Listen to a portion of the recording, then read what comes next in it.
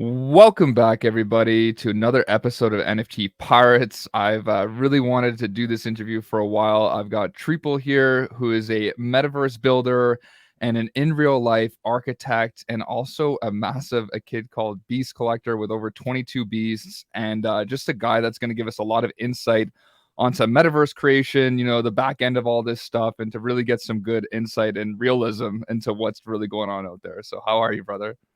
So good. So glad to be here. Yeah. Yeah, this is great, man. I've been blown away by a lot of the posts that you've been putting up, especially around a kid called Beast and the backgrounds and the architecture. And I reached out to you being like, man, these are crazy, and you're like, yeah, man, this is what I do. So really cool, man. Yeah, and that's the best thing about I think collecting an NFT that's 3D is just the fun that you can have. You know, I've had my backgrounds in 3D. Being a young architect, I didn't have a lot of experience with hand drawing like the older architects. So immediately I was working in 3D in school, and so the transition that I made around October 2021 into metaverse creation um, was really fun and ultimately allowed me to express my creativity in ways that I just never really am able to do in my real job. Um, you know, Architecture in the real life is really just a small percentage of it is design. The majority of it is bureaucracy and permitting and client relations and budget. And so, this kind of stuff like creating renderings for the beasts. And I've collected some other 3D assets in the past that I've done a lot of renderings for. And it's just a blast. And as a VV collector, it's like you want to see what you've got, right? You want to like turn it and inspect it and all of that. And I think it'll be fun to talk a little bit about that, how VV is gonna kind of push that, in the future. Man, amazing. And yeah, just by some of your work, I could see the detail and the amount of time that probably goes into these things, and one thing we were talking about is people were using metaverse as like a buzzword, like, oh, come check out our metaverse. Right. And you're like, well, what is it? Or how far are you in starting it? And what you told me was like, you've been working on a lot of this stuff, alongside big companies like Spatial that have been doing it for like 9 years. And Right. so what does that really entail? Like when somebody's like, "Oh, we're building a metaverse." You know what I mean? Like what Right. it's like an open world game. It reminds me of like almost like Grand Theft Auto or something. Yeah, Um, but like way more complex because there's this it social is. element and right? Yeah, I think it is more complex because, the Grand Theft Auto, for instance, and like multiplayer online, if you jump in Grand Theft Auto and you play with, 10 other people, um, they have essentially built the structure and they've controlled every single aspect of what you're experiencing. Whereas in spatial, like they have had to figure out how to build a platform that makes it open to creators to add their own content, right? And Rockstar Games will never give people the keys to the castle in that sense. So I do not fear companies like that competing with spatial. Mm, I think that they guard their intellectual property too close at hand and their profits. Spatial has given people like you the ability to pick up Blender, which is free, right? right. Learn how to build assets, and you can just bring them in, and you can start creating a tailor fit experience for your friends or your fellow collectors, fellow community members, and you can launch that right for free. So building something like that is extremely complex, and navigating that community side of things is complex. So interesting that you say that. And I feel like if people had more of a wherewithal about like the opportunities out there, they might be more interested in, like you said, like going into using Blender and like Right. checking out spatial. And I think a lot of it is just people are intimidated. I feel Yeah. like by the back end of things, including myself. Like I think I told you, like I'm a collector, and so when I got on to OpenSea and things like that, I was seeing the rugs, I was seeing the scams, I was also seeing Right. the opportunities, but I was just like, oh man, like Vivi's that safer place where I could still get the things I love, but I'm not, you know what I mean? I'm just focused on the IP, or I'm focused on Yeah. collecting. But I be honest with you, the more I've learned, and the more I understand, I'm like, I see how, interoperability with big IP is exceptionally difficult. And I see how, bigger companies like to maximize profits. And I'm really interested into these opportunities like you're talking about. So, I feel like if people had a better roadmap and more understanding of like what's actually possible out there, like there would be like a mass shift Right. to join that side of things. Right. Um, yeah, and um, you know, that is what you should cling to when you are looking for something. Is like, and that's what originally um, sparked my interest in A Kid Called Beast, was that not only were we given access to the 3D files for the Mhm. characters, but we were giving intellectual property rights. So now that I have 22 beasts, I probably don't have time to do it myself, even though I have a few game maps ready. I could build a game, or I could license my characters to a game design, a game Nice. company that would then use my characters in their game. Um, Same. you know, so that's a big thing to keep in mind, is like, and it's something Raspy always says, not your keys, not your crypto. I think you can also translate that into like your NFT holdings as well. So like one of the things with Vivi that has always been a barrier for me is like, well, do I get the file, right? Right. Do I get the file, and can I use it elsewhere besides the hypothetical Vivi verse or the vault or whatever? um, because I want to create content. That's like my desire, is always to push creatively. Mm. So that, I think that's always something to keep in mind when you're collecting, is like, what sort of access do you have? I collected a 3D NFT a while back, and I won't say what it is because it's a big blue chip, or I guess it's a blue chip. But they don't give you anything. You get the image, and you don't get the 3D file. And I thought, like, that's like going to In-N-Out Burger and ordering fries, and like you get the container for the fries, but then there's just like a picture of the fries like inside the container. Like, what am I supposed to do with that? Yeah, these are impressive points, and I appreciate like how you're approaching this too, because it is an interesting conversation and a delicate one, and I think a lot of people in VVR are collectors, but don't, like you said, understand that aspect of it as much. And there has been discussion about that being a future thing that may come to be. And the people sometimes like the safety of it. They're like, oh, well, if I'm on OpenSea, there's all these other things. But I agree. I think like that is a huge topic, and that's what I loved about A Kid Called Beast 2, is because you can actually, take that IP, and if it grows exponentially, like we've seen with Mutant Apes or Yeah, Bored Apes or Clone X or whatever, then that now people want to be reaching out. Hey, we're building this game. We just want to license 4 of your beasts as an right. example, and then now you're making passive income just for Yeah, holding these things. So I think there's so much opportunity. And I even saw like on Blender, like people taking off different parts of the accessories and changing colors. And right, I saw what you did when you put animations in the actual characters as well. right, So it's pretty crazy. Like you said, you could see the ownership. You can put it in cold storage, you can lock it right. away. So I think people get it, Yeah, but and they're yeah.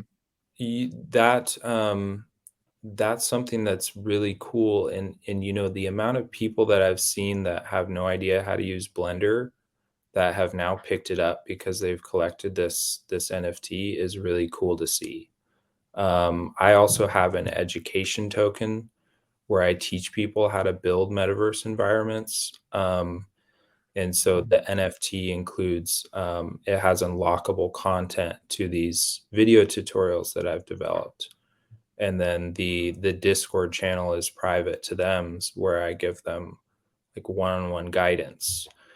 So that's been really valuable. Those people went from not having any ability at all to creating environments from scratch. And of course, not everybody has the architect spirit or imagination to Mm. build these environments, creatively speaking.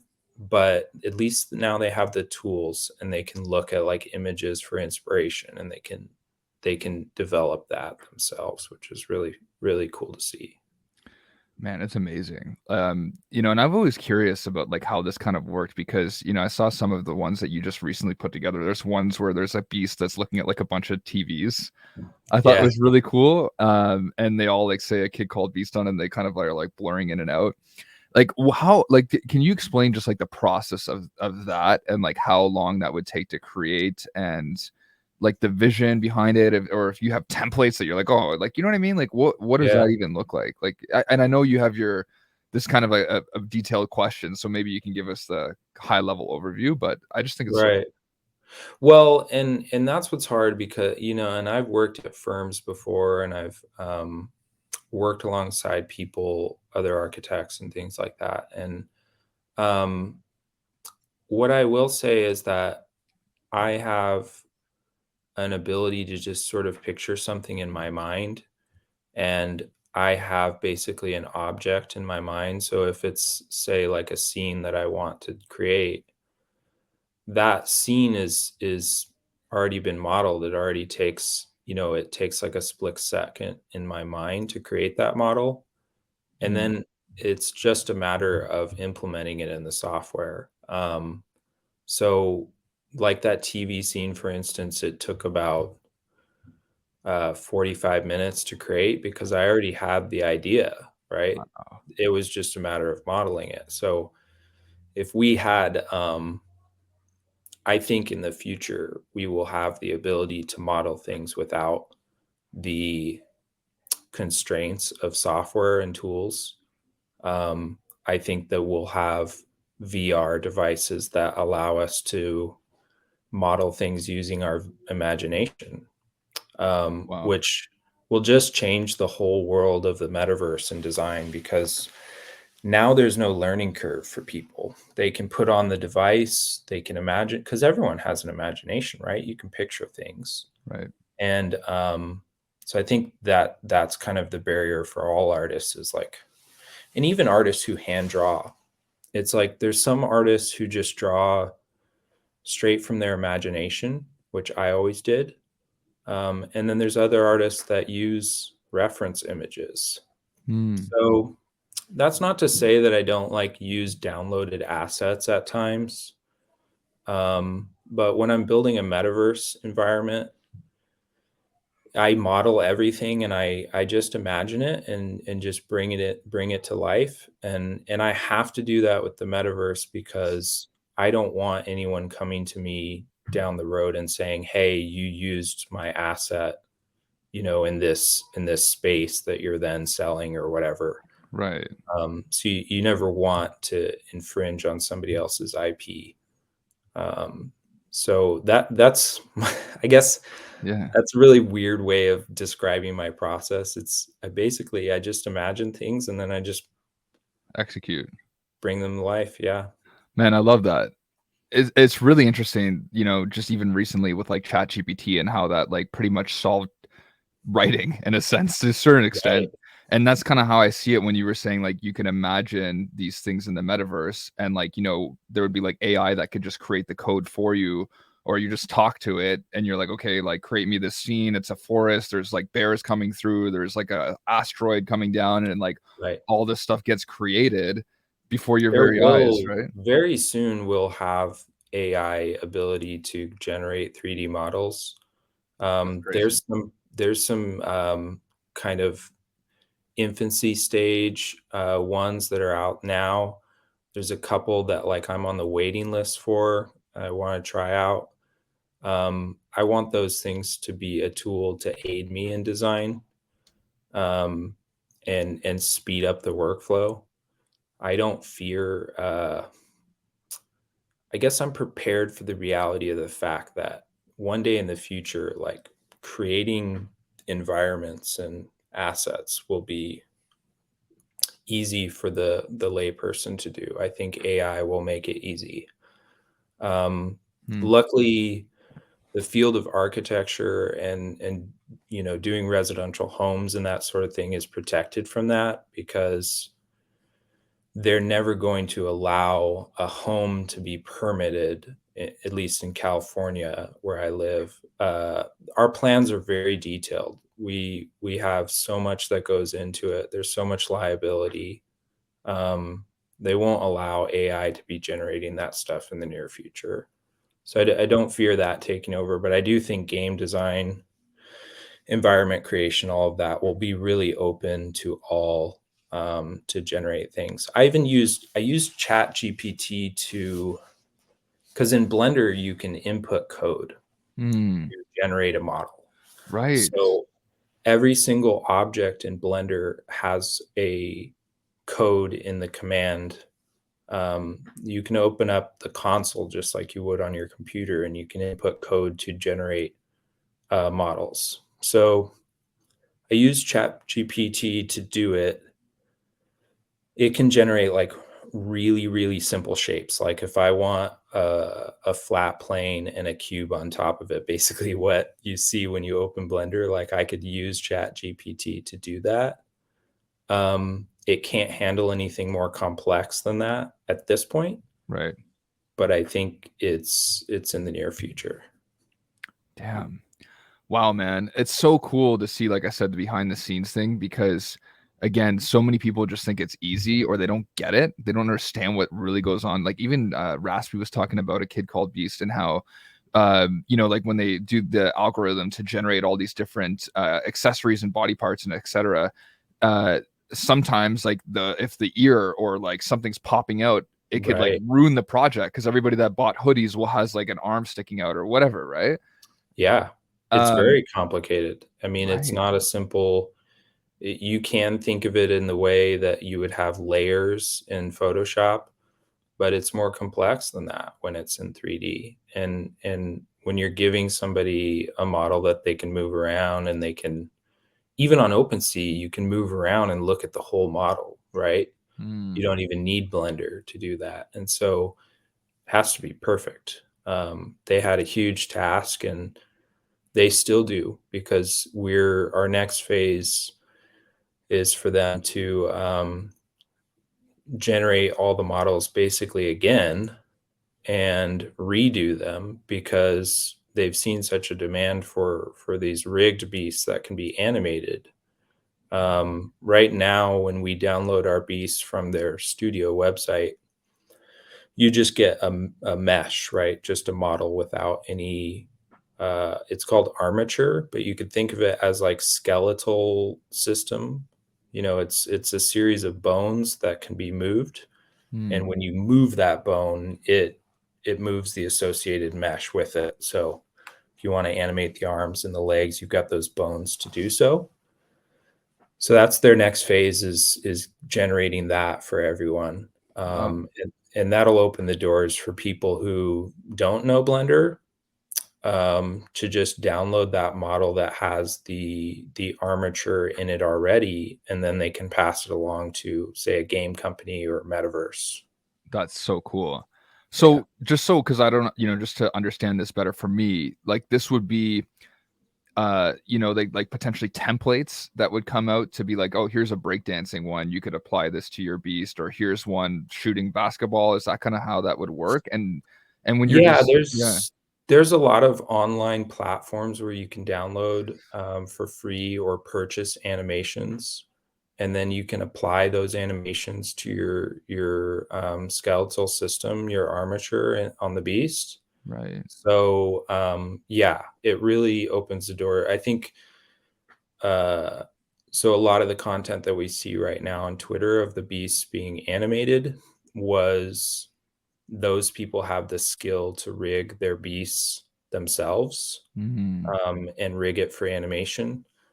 And so that them releasing that, it's called a T-pose beast, where it would be, its arms up, like this instead of down at its side, allows for that rigging easier. And yeah, animations can be purchased or downloaded, and so we can all get moving, so to speak. Wow. See, and that's that unique custom flair, like you said, that you can put on your beat, especially if you're doing your own blending and like making your own way that this thing moves and operates, right? And when you're in the back end, what does that look like? Is it like kind of like a frame by frame setup, and it like can you like use interpolation to like kind of be like it's the arm starts here and after 60 frames I want it over there, or what is that? Yes. Yeah. Yeah, so it doesn't have to be frame for frame. It will interpolate between 2 points. So if you and there's different interpolation options. But yeah, you don't have to animate each frame, but the more detailed your movement is, the more keyframes you'll need in that animation. So it's not old school animation in the sense that like every frame has to be drawn, but it is pretty manual in Blender, and there's probably add-ons that make that better or easier. Because Blender, what's very cool about Blender is it's free to start. And then there's all of these really amazing add-ons that people have developed. And the good ones cost a little bit of money, but you can bring those add-ons in and they really speed up your workflow. So I'm not really a character artist. It's not my strengths. I focus on the environment side of things, but holding these beasts definitely sparks my interest in getting a little more active in the character side of things. Yeah, man. And I could tell that you're an environment expert just by the some of the things that, and you're pumping them out like almost daily. I'm seeing like 2, 3 posts a day. I'm like, holy dude, this is like a whole new environment, a Right. whole new, it looks like a whole new metaverse in the Right. background. And one thing I wanted to pick your brain on too is like we talked about the VV-verse, right? And how like right now it's almost like a showroom. You can walk around with kind of like an avatar, and it looks pretty cool. But like, one thing we talked about was like it takes a long time to develop all these applications for social connectivity, for walking down the street, going to somebody else's house. Right. So, what is like the actual definition of like a metaverse? Like this would actually be like somewhere where That's the $1 million question, right, because there's a lot of platforms out there that aren't metaverses in my definition. right. But I think people are going to disagree about this definition, but I'll tell you what I think the metaverse is. And I think there's a lot of people who would agree with this, is that the metaverse should be interoperable in the sense that your assets that are there, whether it's a VV asset or the environment itself or the art on the wall, should be able to easily go to another metaverse. The other side of interoperability is, can I leave the VV-verse very easily and go to spatial and then go back to the VV-verse? So if we think of the metaverse as the internet, the next version of the internet, it's very easy for you to be on even YouTube or something, and you're watching a video, and then down below there's a link that sends you somewhere else, right? And then you can go back. So that's the web. The internet is very interoperable in the sense that you can hyperlink around. We should think of the metaverse the same way. You should be able to go through a portal and leave the sandbox and come to spatial and go back. I mentioned the sandbox because you can't do that in the sandbox at the last time I checked, but it's been a while since I've used it.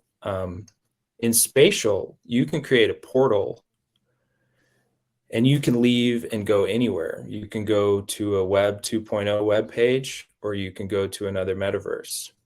Now, a lot of quote unquote metaverses don't allow you to do that. They want you to stay there. So in my mind, that's not a metaverse. So the metaverse should be interoperable with its assets and with your avatar movement. You should be able to leave and come back. It should be open to development. So what's a good example? Right. Well, you know, I think from what I've read on the VVverse is that it will be open to development in the future. But if we think of the VVverse, it's like I can't go and build an environment right now for VV. So Right. that's not a metaverse yet. If Rockstar Games, you know, if you go and play multiplayer in Grand Theft Auto, that's not a metaverse because I can't build one of those maps, right? Unless I, you know, become an employee with Rockstar Games. So I Gotcha. think that's one of the parts of metaverse is it should be open to creators. You should be able to customize the space. So if you own a plot of land in some metaverse or you're using one that's free, you should be able to make it your own, right? By porting in those interoperable assets. Man, I love that. That like, you know, like just like you said, I know there's a lot of different components you're gonna get to, but like interoperability right off the get-go, it's like it is true. If you can't create something or you can't like then it's kind of like a game in a sense, right? Like you don't Right, have that ownership or that freedom to like be like, oh well, because what like the metaverse like that what it says to me is like the metaverse is like almost like a world within the world. It's like the digital depiction of what we can do in real life, maybe right, obviously a little more simplistic to start off, but that's how I see it, you know? right. Very And cool. I think the third big component to a metaverse is communication. Mm, So the same way that we're communicating now, we're connecting on a level that's similar. It's similar to real life, but it's a shadow of it, right? We're looking at a 2D screen. The metaverse should give you that, but it should give you the next level of that. So you should have an experience that feels closer to real life, that where we're communicating in a way where we feel connected. And I think that's what really is the core of the metaverse is we want to be able to communicate with each other in a way that feels a little bit better than Web 2.0. right. Right. Like you said, in Oculus, or we're both wearing our different skins that really appeal to us as avatars, and we're building something together in a metaverse. And then we're like, let's Yeah, go check out, you know, I'll meet you in Sandbox. Let's go. Like I've got a friend there that we could chat about something else. And you know, like I yeah. see what you're saying, and you're flying throughout different aspects. And And it yeah, you have to remember too, like we're so um in the infancy stages of where that is supposed to be or where it's headed. So with your VR goggles, you know, and even VR now like has the ability to for facial recognition. And so as that gets better and as our avatars get more realistic, our mouths are going to start moving in the same way that we do in real life. Like our gesticulations, you know, our gestures are going to be mm, mimicked. So we're really going to start to have that human experience because communication is like a huge percentage body language, right? Which is really hard to pick up on like in Web 2.0, you know, a Zoom environment or you know that sort of thing. right, Um, Never do a job interview via Zoom. That's my advice to everyone listening. right. Um, because when you meet somebody in person, you just get a lot more out of that experience. And so I Mhm. think that's our goal, like as metaverse creators and users, is we want it to feel like we want it to feel real in the sense that we get what we're searching for there with that human connectivity, Wow. That's so cool. And I mean, that makes perfect sense. Like, what's the point of moving forward and advancing this right? technology if it's not going to get better? Right? Like, Right. you exactly. And what's your take on like these avatars? Like for instance, like you have a bunch of a kid called Beast. I know you're in a lot of other NFT projects, but like, do you anticipate like showing these off almost like separate to your own avatar, or do you picture like wearing the skin of a kid called Beast, or what does that look like? You're walking through a metaverse mall and there's a kid called Beast. There's mutant apes Right. walking around. I think it's a Yeah. great question, and I'm going to actually figure out the answer to that in the next week because Mm. Spatial is going to give us the ability to load in our own custom avatars. Right now, you're limited to Ready Player Me, which is a partner of theirs. So you take a picture of yourself and it generates an avatar based on your likeness. And it's very cool. I mean, I like it. But it will be interesting to see whether I roll around as a kid called Beast or not. Um, I don't Yeah. know. It's a good question. I think me personally, I want my avatar in the metaverse to look like I do. Right. I think that a lot of people are going to gravitate towards that. And then there's going to be the other side of things where people like anonymity and they like looking like they're Bored Ape because it's a flex. Um, and there will definitely be a mix of all of those bits. And that being said, we have to touch on security a little bit because Mm. the metaverse really opens up the doors for next level catfishing and people being taken advantage of. It's already happening. When you're meeting somebody in the metaverse and she looks mighty fine, she might be a dude, right? Right. So that's going to get even more powerful as the technology grows. I think people have to be on their guard. It's just like Web 2.0. You don't always know who you're talking to, and your trust should be earned rather than Mm. given. So people really need to be on their guard, and especially as these assets that we're accruing become more valuable, we need to be careful. Right.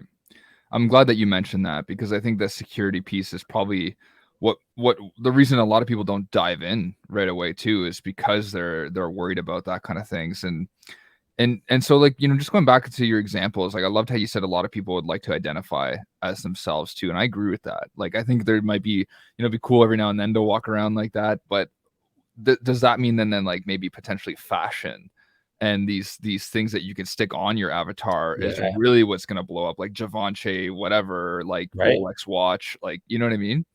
I totally agree. I think the push will be more so, and like enhancements. So like think about the movie Ready Player Me, or I I keep calling it so Ready Yeah. Player One. So Yeah, the Avatar company is Ready Player Me, the movie's Ready Player One. So think about that movie. I don't know if you've seen it or not. I have. Yeah. So a couple of the characters in there, they're pretty similar to themselves in real life, but they've got these like enhancements, right? They've got sort of like enhancement to their skin or their hair, their clothing. I think that that's going to be a big part, and digital fashion is going to be huge.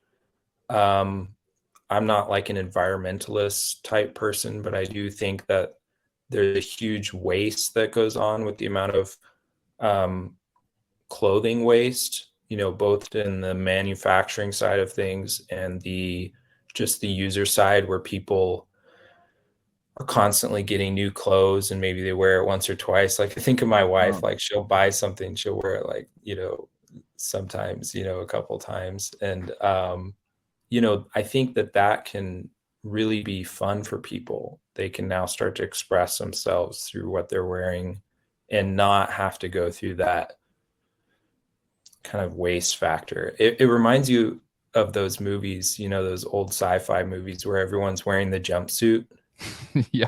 you know? That might be our future. And like we're walking around with AR glasses and you can see a customized, avatar in front of you, but they're actually just wearing a jumpsuit. That's crazy, man. Yeah, and that's the thing that I was gonna pick your brain on too, is like then it could also go in the physical. like we could have, like you said, those augmented reality glasses, and depending on where you are in the world, you can even set your security parameters to like show some of your digital fashion that you're wearing or not, depending if you're in a, Right. you know, in a more of a, I guess, a rough neighborhood versus a nice classy one. Yeah. I Right, mean, like how much more secure would a young woman feel walking around the streets of LA if she, had a Rottweiler, walking next to her? right. Or maybe whatever it is that makes that person feel more comfortable. Um, Mm. and even like job interviews and stuff like that. Like maybe you feel a little insecure about something about your appearance, or maybe you can't afford that new suit that you've got to show up in, and now you can. I think it really democratizes a lot of things of our Mhm. real world, or it has the potential to. I think of businesses like mom and pop, brick and mortar stores are failing, obviously.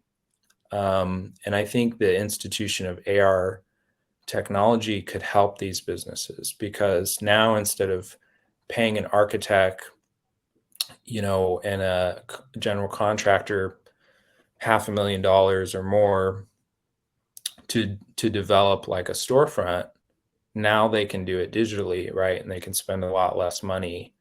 Right. They can pay a blender person who's not an architect to design something like a really cool experience for their customers. And now their customers come in with AR and they see that. And maybe the physical store, the actual real store, is just drywall, right?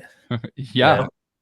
know, no, nothing on the shelves. It's just, and I think it really opens up a lot of possibilities. I'm pretty excited about AR.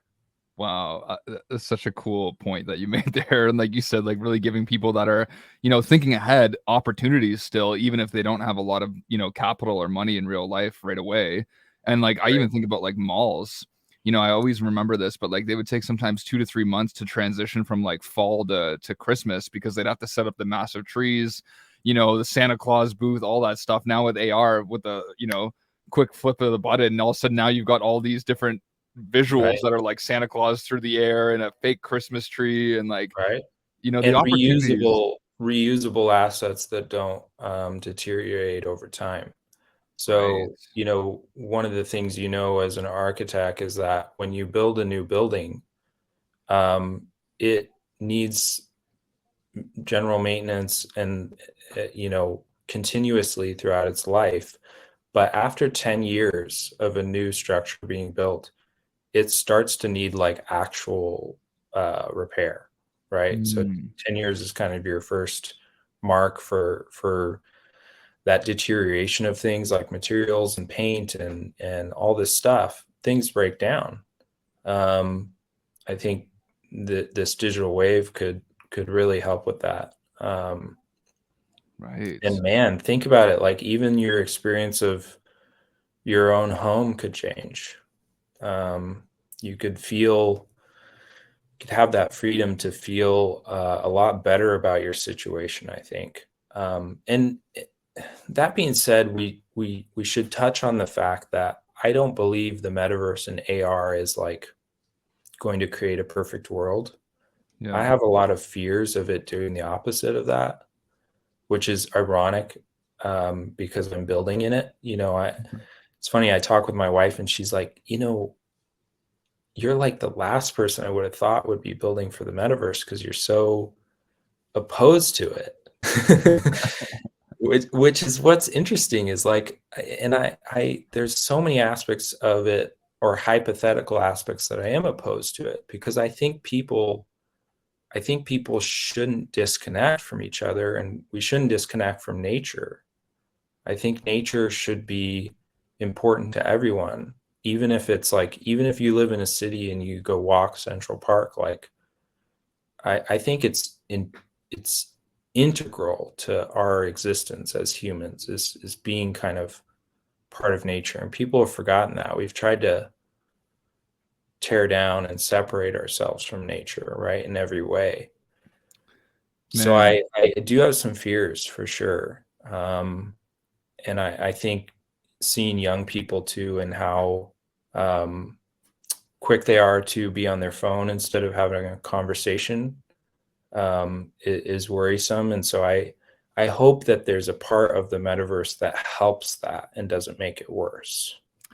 So that's a really interesting point because I could see people like, you know, if everything looks okay in the glasses or in your augmented reality or in their metaverse, then maybe you're throwing trash on the ground in front of you because you're like, well, I'm seeing a different reality. I also think about mental health because I'm like, man, if you're seeing Right. all these amazing images as a kid with augmented reality and you take it off and you're just in a 4x4 room with white walls, like you're gonna be freaking out, like, oh my God, give me something to look at. Like, as you know, that could be very difficult to just be okay to be present in the Yeah. natural environment.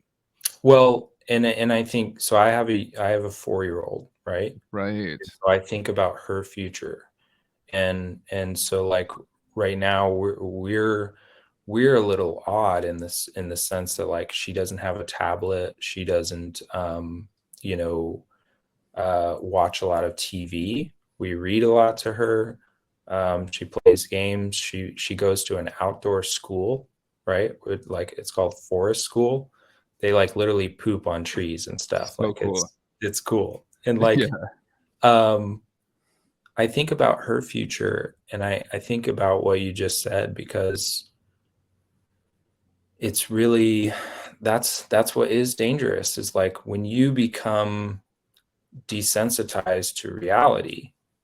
That's a dangerous place to be in because what happens when that augmented reality gets taken away? What if something happens and we can't have that technology, right? There was a book, and I think they turned it into a TV series. And the principle of the book was that electricity no longer worked, and it was like a dystopian society that then post-apocalyptic world, and it wasn't a zombie attack. It was electricity just didn't work. Like cars didn't work, nothing. Um, so, that scenario may not be possible, but if there was something like that where we had a crisis and this technology was gone, like how would people react to that? Wow. Man, these are so many cool points that you're bringing to the table. I think like it I could, don't want to, I don't want to be like, a downer. I think no. we could try to think about it positively, but I think that's why we have to be as content creators and, you know, uh, we have a responsibility to shape the future of Web3.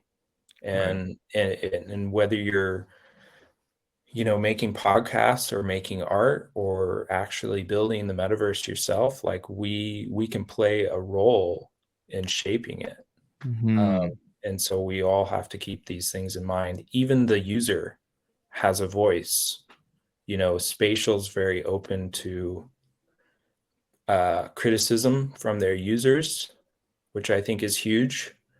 Um, and so even the users have a say. Right.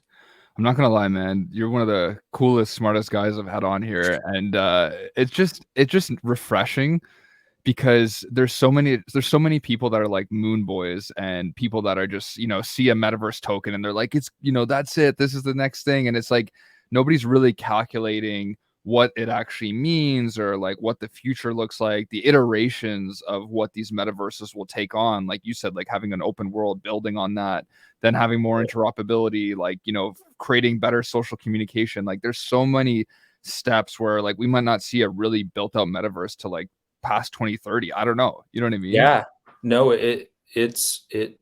I think it's 5 years out from now, but Right. it could take longer than that. Um, and to touch on that moon boy thing is like I think it's important for people getting into investing, whether they're new to this or been doing it a long time, is like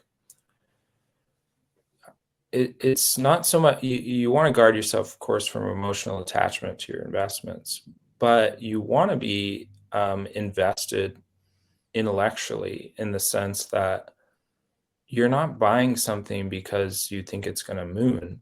you're going to be disappointed because now your emotions are going to be all over the place as it has volatility, like all investments do. Mm, You should be buying into things that you believe in, um, intellectually and emotionally, but looking at the company and the business structure. The reason I like Spatial so much is because of their business model, not because their metaverse experience is the best out there, because it's arguably probably not. It's the people there, it's the business structure, it's their goals, it's their um, business philosophy. And I right. think we should approach all our investments that way. Right. I love that. They're open to criticism. There's the component they always want to do better. Like you said, the business model is open-ended. And I think this is where, as our world kind of becomes more decentralized and these different places to express who you are in a more enjoyable and exciting way takes off, like we're going to see these centralized kind of systems start to die out pretty quickly because you're kind of limited in the freedoms that you have and the ability that you can do. And this is where I find IP interesting because, some of these big IPs like Disney, like Star Wars, some of these things that we see on Vivi, they're exceptionally limited in what you can do with that IP because it has such a big, movement behind it, and they're very careful because they don't want it to interrupt the brand at all. Um, but like, do you think that this IP, the big stuff, is going to have to become competitive in order to keep up and stay relevant? Because you're going to have like a Kid Called Beast and Mutant Apes and all these things start to like take off in the metaverse, and then Darth Vader and all these other things are going to like just be stagnant. And it's like the companies might say, well, listen, we've got to do something here in order to Right. keep up. Well, it's hard because Disney, and stemming from Lucasfilms and that, you know, just mammoth, Goliath, so to Right. speak, right, of a brand. When you're that big, you really hold tight to protecting your image. Mm, Um, they don't want anybody doing things that would reflect poorly on the brand, right? right. So they're going to be very resistant. It's just like I said earlier about Rockstar Games. They're going to be the last person to give the keys to the castle to the average user. Um, I think Disney will be reluctant as well. Yeah. I don't think that they'll be left behind because they're so intelligent and so creative. I mean, we wouldn't even be here talking about this kind of stuff if it wasn't for Disney. Right. I think a lot of the technological advancements and things have stemmed from animation and film and sparking creativity in kids. Like, think about all the films you watched when you were a kid, like that just opened up a world of kind of possibilities of fantasy Mm, and superpowers and like, you know, there's comic books and stuff, but like when those were brought to life, like for me as a kid, on Saturday mornings, it opens up a different experience, a different right. part in your brain to kind of picture yourself being that person, that Spider-Man or whatever. Right. Um, so no, I don't think they'll go away, but I think they'll have some competition for themselves and they'll have to pivot in some way. A Kid Called Beast is also being a little careful with how they've worded the IP. Right. Um, they don't want their brand to be endangered by people as well. And a lot of the NFT space is into like smoking weed and openly kind of promoting that. Yeah. And so there's been a lot of talk about that, and that would be bad for the brand. Um, the A Kid Called Beast has goals to partner with larger companies and have apparel type situations, fashion, Yeah. where they definitely don't want to endanger that in any way. So, and I think it's too early with a kid called Beast to be really pushing something with the IP just yet. I think we should be in our development stage and thinking about what we would like to do. Yeah. Um, but I'm definitely not pushing out anything yet. Right. Unbelievable, man. And I like just seeing the vision of a kid called Beast. It just seems so unique to me compared to like a lot of these other projects. Yeah. And it really reminded me of like Cause and Bear Bricks, and I'm like a huge fan, as you can see, Right. of those kind of things. Yeah. And as soon as I saw that, I was like blown away by, the ability to create something so fresh and fun. And I think that's the exciting part about Web3 to me, and what more that you do, like when you collect a lot of things on OpenSea, is like you just never know what you're gonna find or what it's gonna be. It's like almost like the finding Spider-Man in a sense, before it takes off. And it's like that's Right. so there's a and I just want to reiterate this because, like, as you know, a lot of people that watch my channel are VV people, but I just Yeah. definitely think that the world's a lot wider, and as much as we love collecting this IP, I think it's also important to being I guess exploratory, and trying out new things, and doing your research, of course, like into a project like this. But I think Right. that's why I like to see guys like you come on, because a lot of times guys like you are like kind of that they're hidden, they're anonymous, and we can't really, I'm like, is this a real person I'm talking to? And you know what I mean? And so Right. it's cool to be able to, like, put a face to the name and be like, all right, here's And this I'm person. very under the radar, like Right. my PFP project, it did not blow up. Um, it I provided 9 metaverse environments as airdrops to Wow. all of those collectors. No other project has done that. Um, there's been other projects that have done metaverse environment airdrops, but I think maximum is like 2. I think of like the Clone X airdrop. I think they did 2. They did the pod, the sci-fi pod, and then they had like the Nike pod airdrop. But yeah, 9 airdrops. Definitely still a person who slides under the radar, and I don't actually mind that, Mm, because I know how demanding it would be if I were to be popular. Um, and I still love my architecture business. So, uh, but to touch on VV collecting and VV collectors that are listening, you guys, because I see you on Twitter, there's a lot of griping, right? There's a lot of people that are upset with different things that happen, whether they're just butthurt because they didn't get the latest drop, or whatever it is. It's usually innocent fun.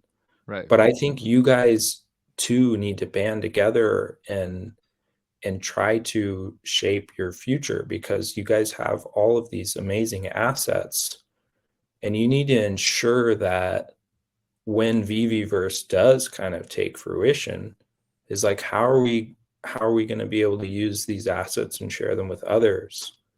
Mm, I think that's important to you guys because you have a vested interest in it.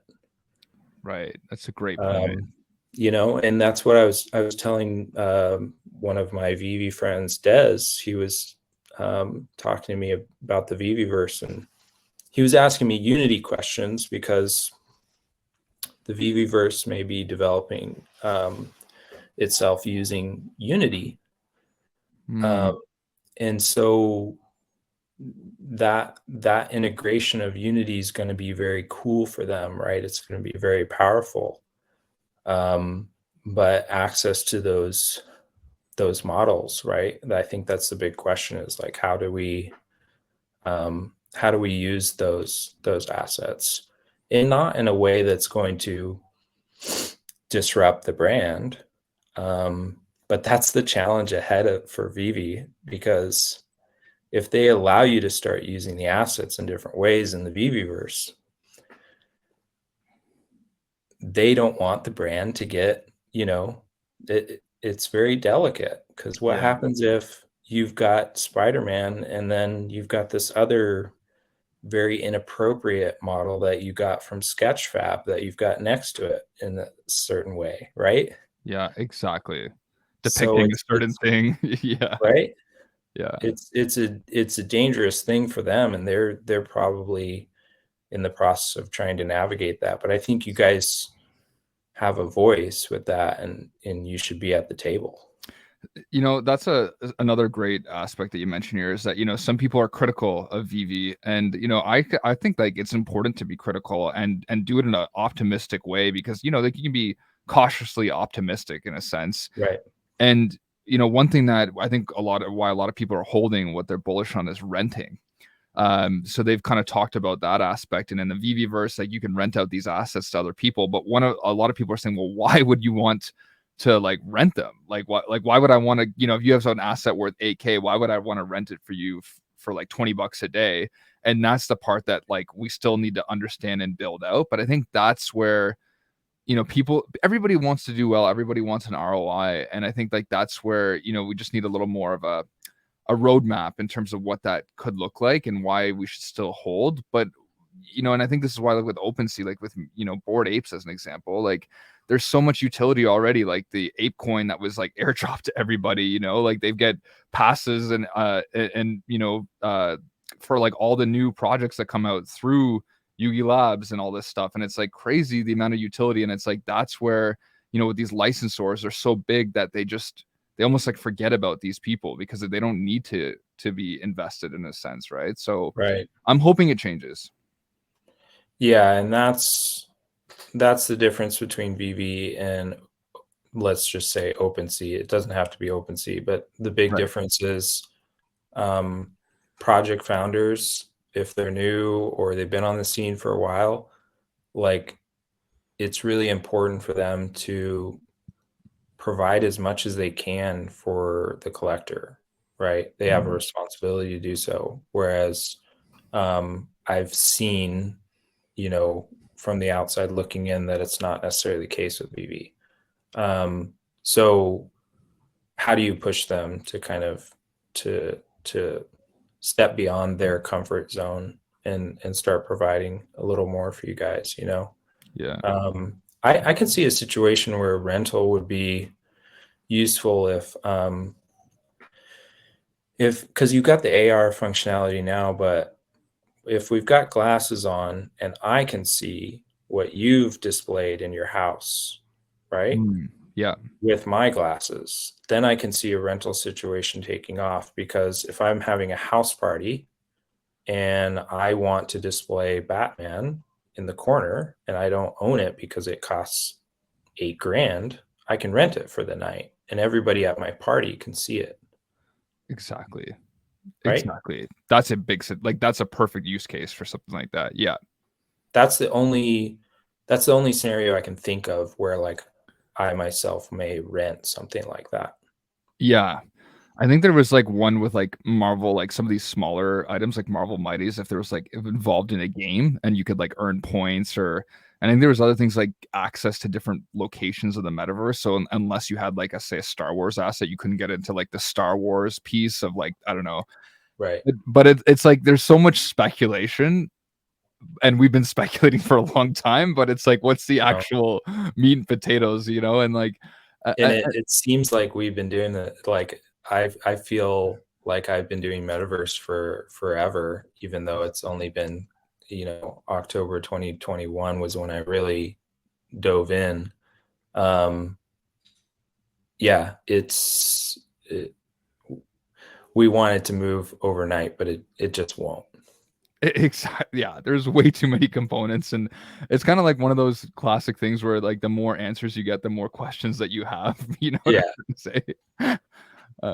so Yeah. funny. But dude, I just wanted to, first of all, thank you for coming on to the stream. Like I said, I'm always fascinated by guys like you that have this really intricate, deep knowledge of Web3 and metaverse creation and being a real life architect. So I just want to kind of thank you for kind of sharing your insight and your time with Yeah, me and this channel, and would love to kind of continue to explore this stuff because there's a lot of people in the licensed IP side of things like VV, Palm NFTs, Wax, all these different chains that like want to learn more about this and be more involved. but it's just Right. it's education really. And it's Right. so when we get the opportunity for somebody like you to come on, it's a huge win. So I just wanted to thank you, bro. Well, it was my pleasure, and like we kind of said before, is uh, it's this process of kind of meeting with each other in ways and communicating and learning from each other is the only way we're going to grow, right? Uh, Yeah. it's cool. Um, the pleasure's all mine. That's really I cool. I love it. It's just like, because you can't get in this box where you assume like everybody sees the world the same way you do. And like I don't have a crystal ball, Right. but I try to be optimistic, have my great fears, but I'm hoping I can be the element of change in that future. Play my small part, right? Right. Yeah, and the small part you're playing is definitely very impactful. So yeah, man, wanted to thank you again, and again, would love to have you on in the future, man. I probably got Yeah, another ton of questions. I wanted to kick it back today, chill with you, but I'm like now, like I said, the more that I'm learning, the more questions I have. So yeah, that's great. I love it. yeah. All right. Well, thanks again, boss, and we'll see you again soon. All right, bye bye. Take care.